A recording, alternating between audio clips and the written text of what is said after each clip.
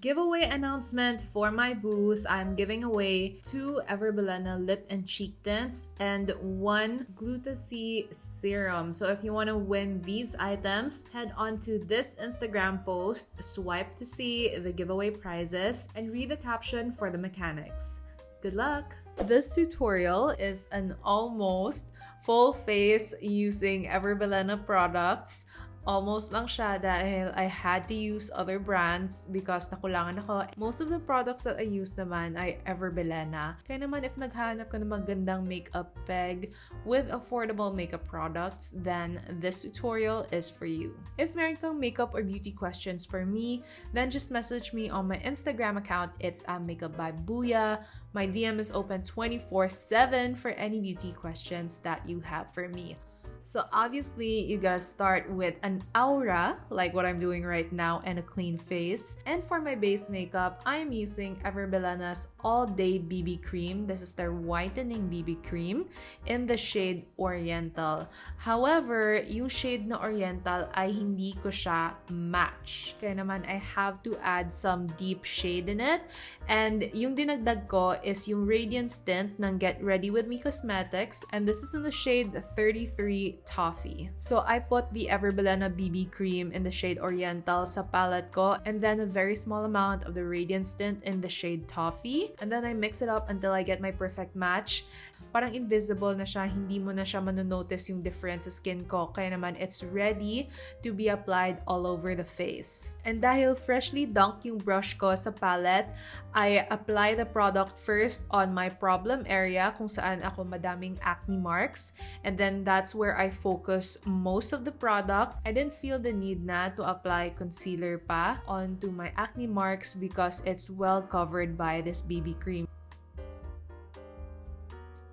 Then I head on to color correcting my under eyes, and the product that I use is from Get Ready With Me Cosmetics, and this is their creamy tint in the shade Wintermelon. Naglalagay lang ako ng very small amount on my under eyes na parang tint lang talaga siya. Kasi if nasobrahan, magmimix talaga yung creamy tint sa base makeup, and it will make the base makeup color orange, which you wouldn't want because it's defeating the purpose of the color corrector. And by the way, nagsaswitch pala ako from a buffing brush to a small blending brush para ma-blend out yung base makeup ko around my under eyes. Then I head on to contouring, and of course, I contour my face using the Radiance Tint in the shade 33 Toffee. You'll really get your money's worth sa Radiance Tint dahil you can use it as your contour, and you can use it to change the color of your foundation to match your skin, just like what I did kanina. Then to set my face, I'm using Bilena's matte two-way cake in the shade Fair Oriental. Actually, hindi ko din ka-shade yung Fair Oriental because I'm never the fair person, but thank goodness na wala naman masyadong coverage yung powder na to that it doesn't make such a difference. In fairness, wala namang separation na nangyayari na maputi yung face ko and the bottom half of my body is morena. To contour my face further, I'm using Vice Cosmetics Aura Contour in the shade Porshur. And then I'm just lightly dusting it all over my face using the Real Techniques brush. I'm trying out a new brow product from Bilena. This is their Pro Brow Duo, and this is in the shade Pure. On one end, meron siyang brow powder applicator, and on the other, meron naman siyang micro pencil. By the way, yung shade nito ay hindi ko siya match at all, but tinry ko lang siya just for the sake of trying. I just wanna check out the formula. Maganda yung balance niya na pagka-sturdy and also creamy din siya at the same time, which means it's very easy to draw onto the skin. And I also like the size of the pencil because it's not too big and it's not too small as well. It's just enough for you to be able to fill in your brows and mimic hair-like strokes if you want drawn-out feathered brow look. And dahil yung shade, medyo caramel soft brown talaga siya on me, I really have to switch to my favorite brow product, which is Issy & Co.'s Brow Refiner. This is in the shade Taupe. And eto talaga, kamatch talaga to ng hair color ko. And this is the product talaga that I have been using quite a lot.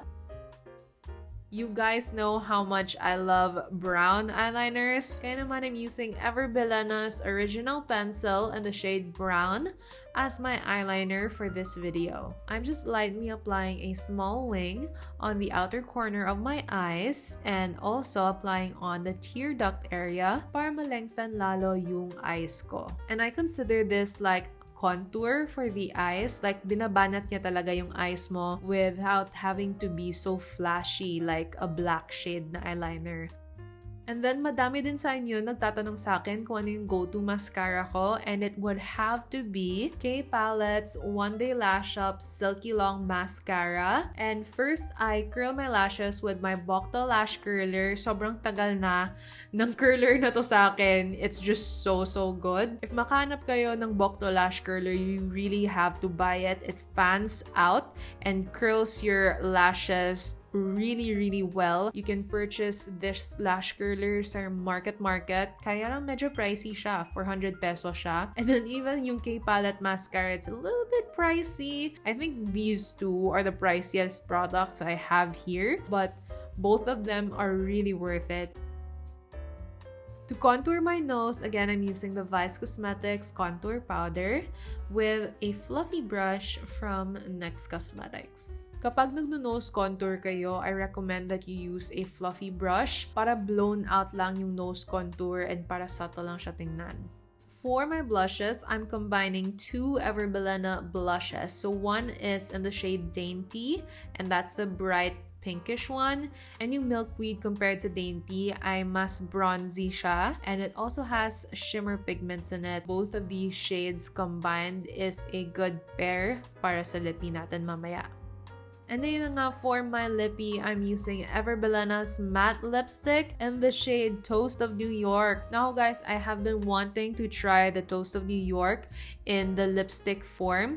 I've tried it kasi as a lip tint. It's also really good, but mas bet ko siya in a bullet lipstick form, to be honest. Quick review lang regarding the formulation. Hindi strong yung color payoff niya sa one swipe. Kailangan nyo mag multiple layers pa before you're able to get that rich color payoff from this shade. But either way, kahit one layer or multiple layers yung in-apply nyo on your lips, it still looks good and I approve of it. It's such a nice shade.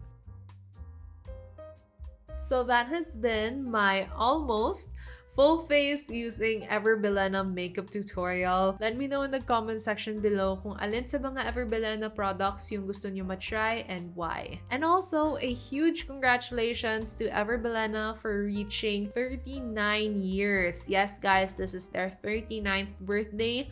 Kaya naman, let's greet Bilena in the comment section below. If you like this look, then please do give it a thumbs up, subscribe to my channel, and share this video. Just remember, no hate, just love.